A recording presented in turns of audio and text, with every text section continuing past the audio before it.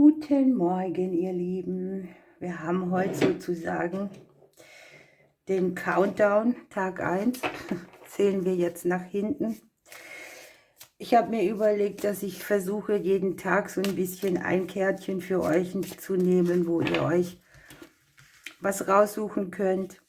Eine kleine Botschaft, Mini, für den Tag.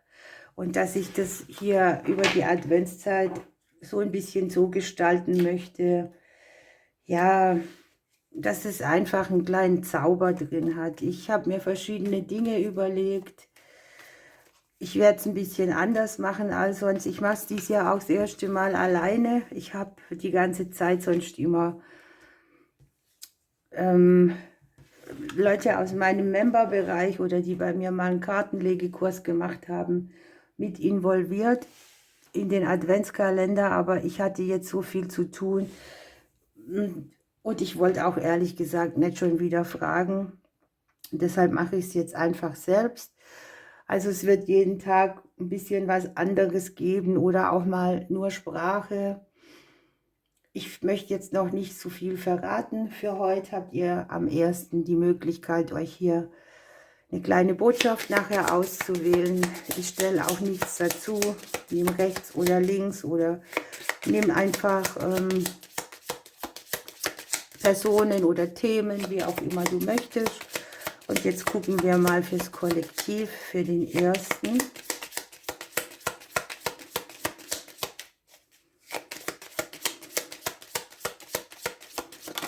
Irgendwie habe ich so das Gefühl, man kriegt diesen Zauber, den das alles früher hatte, gar nicht mehr so richtig ins Feeling. Das finde ich sehr schade. Aber ich gebe mein Bestes, es so zu arrangieren, auch für mich, dass sich das mal wieder so nach Weihnachtsnostalgie anfühlt. Also wir haben hier den Baum schon mal für heute.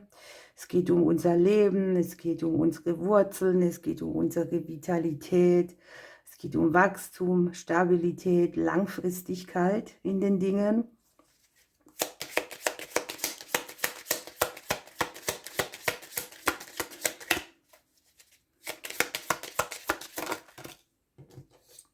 Das Außen spielt ja eine sehr große Rolle, ne?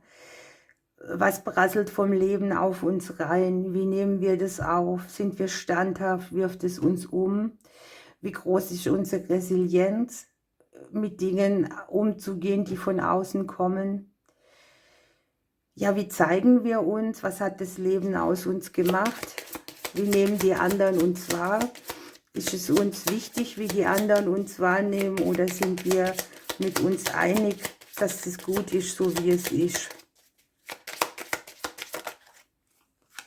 Ja, und es geht um unsere Herzensangelegenheiten. Irgendwie könnte hier sein, dass sich etwas auftut, dass sich etwas aufzeigt, was über lange Zeit vielleicht sich nicht gezeigt hat.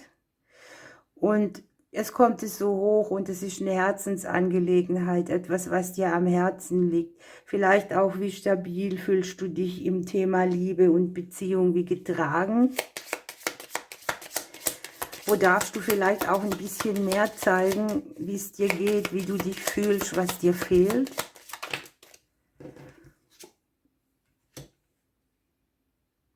Mit den Sternen haben wir hier die beste Möglichkeit, ein bisschen Glück zu haben, Visionen zu vergrößern, gerade auch bei den Dingen, die uns wichtig sind. Nicht wegzugucken, wenn das Innere mit uns spricht, wo man sagt, ey, hier spricht dein Herz, ich möchte ein bisschen mehr gesehen, gehört, gefühlt werden. Mit den Sternen tatsächlich ist es auch eine günstige Zeit, Dinge, die sich aufzeigen, wieder in Zukunft in eine gute Richtung zu drehen.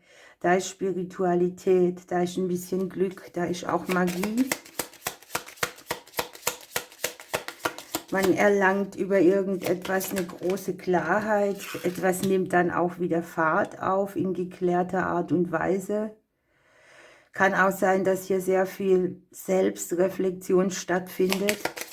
An welchen Lebensstationen sind wir schon wie vorbeigeschrubbt und wo zeigen sich jetzt so Defizite, die die hochkommen, die geklärt werden wollen.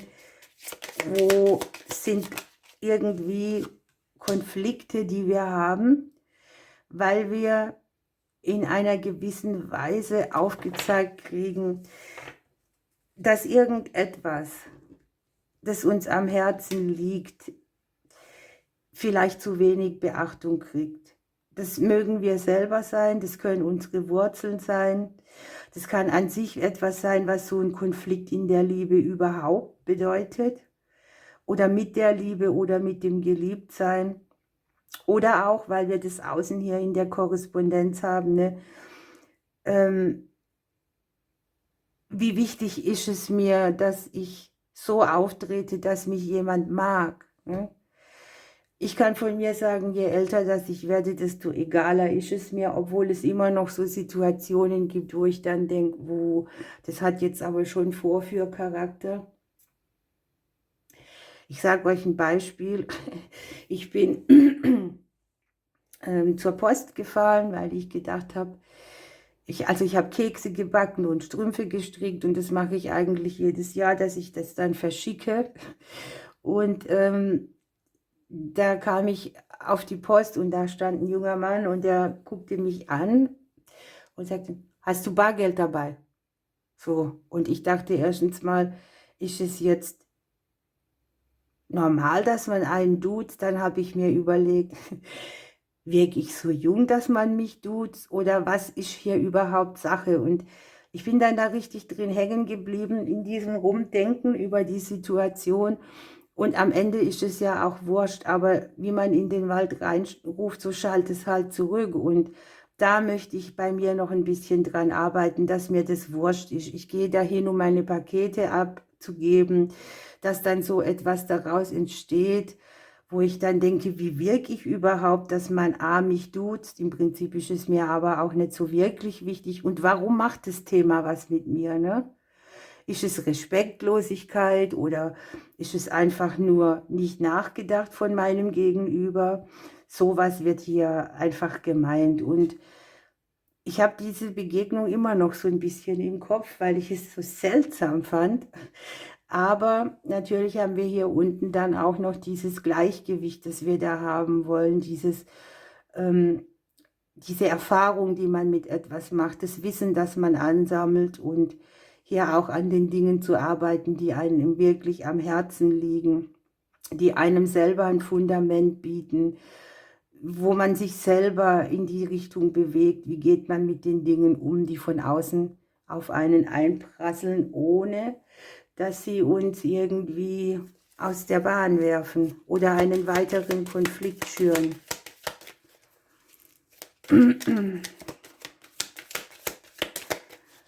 So, es kann ja auch sein, dass sich ein neues Kapitel im Bereich der Arbeit zeigt, dass man etwas dazulernt, dass man etwas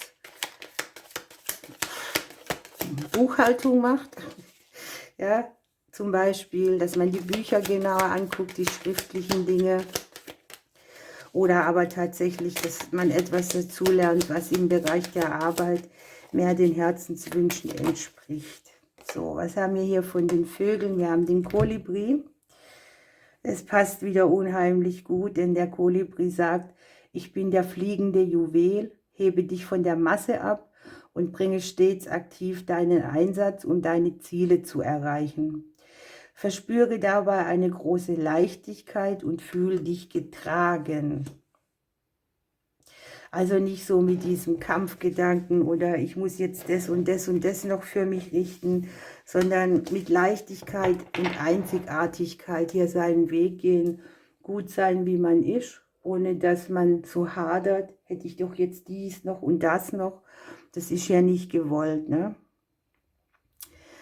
Okay, dann gucken wir jetzt die persönliche Botschaft noch, und ich würde nehmen den rechten Stapel. Und da haben wir das Thema Emotionen. Wir haben das Element Erde, vielleicht auch etwas, was so emotional in uns gewühlt hat, kann jetzt mehr auf ein gutes Fundament gebaut werden. Und wir haben für heute den Engel der Kraft, und der sagt uns, Es sind die kleinen, unscheinbaren Dinge, die uns immer wieder Kraft verleihen. Ein Sonnenstrahl nach einem Gewitter oder ein liebevolles Lächeln. Innere Werte wie Offenheit, Vertrauen und Dankbarkeit festigen dich dabei.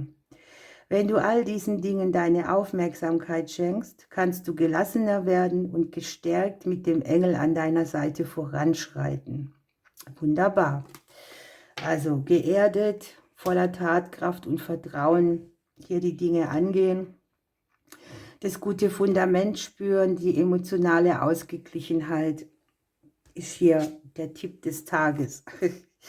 Okay, die andere Seite hat dieses Positivsein, die Positivität. Ihr habt vom Element her Luft dabei, also es geht auch viel um die Gedankenausrichtung, um die Kommunikation. Und ihr habt den Engel der Entscheidung bei euch. Entscheidungen gehören zum Leben dazu. Meistens sagt uns unser Bauchgefühl, was richtig ist. Vertraue darauf, dass dein Engel dir zur Seite stehen wird, wenn es darum geht, die richtige Entscheidung zu treffen. Die Botschaft deines Engels: höre auf dein Herz, dann wirst du mit Sicherheit den richtigen Weg einschlagen. Und auch so dieser positive Mindset, die Dinge anzugehen, ist für dich hier heute wohl wichtig. Ihr Lieben, ich wünsche euch einen wunderbaren Tag. Ich drücke euch bis morgen.